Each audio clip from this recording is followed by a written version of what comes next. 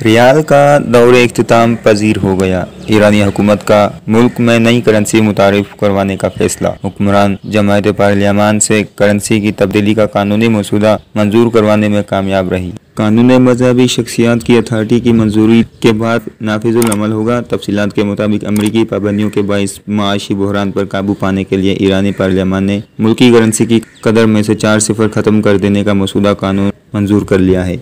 बताया गया है कि ईरान की पार्लियामेंट से हसन रूहानी हुकूमत को यह अख्तियार दे दिया है कि वो मुल्क में ईरानी करेंसी की गिरती हुई कदर और माशी बहरान के बाइस करनी इस्लाहात मुतारफ करा सकें।